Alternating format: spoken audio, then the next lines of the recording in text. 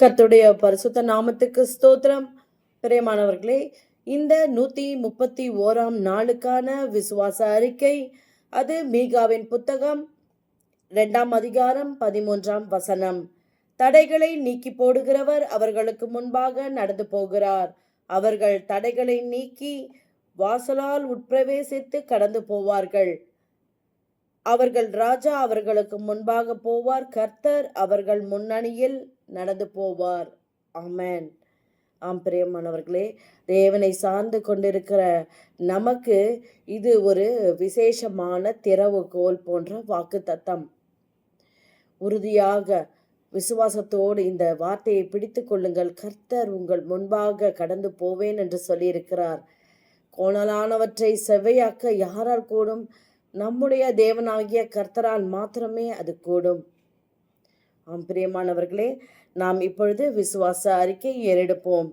கர்த்தாவே, உமது கிருபையின்படியும் நீதியின்படியும் உமது உண்மையின்படியும் எங்களை நடத்தி கொண்டு போகிறவரே, உமக்கு ஸ்தோத்திரம்.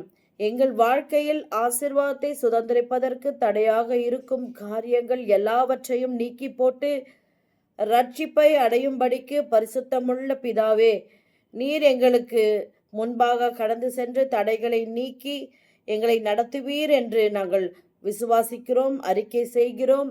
அது மாத்திரமல்லாமல் ஆண்டவரே, அந்த தடைகள் ஒருவேளை எங்களுடைய சுபாவங்களாய் இருந்தால் தயவாய் எங்களை விட்டு அப்படிப்பட்ட சுபாவங்களை நீக்கி போட்டு எல்லா விதமான தடைகளையும் நீக்கி எங்களுக்கு நன்மையை ஆசீர்வதியும்.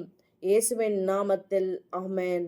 ஆம் பிரியமானவர்களே, யாக்கோபு 2:26 நினைவில் வைத்துக் கொள்வோம். எப்படி ஆவியில்லாத சரீரம் செத்ததாயிருக்கிறதோ அதுபோல கிரியை இல்லாத விசுவாசமும் செத்ததாயிருக்கிறது. நாம் கிரியையிலே தேவனுக்கு முன்பாக நம்முடைய விசுவாசத்தை அறிக்கை செய்து கிரியையிலே காண்பிப்போம். God bless you.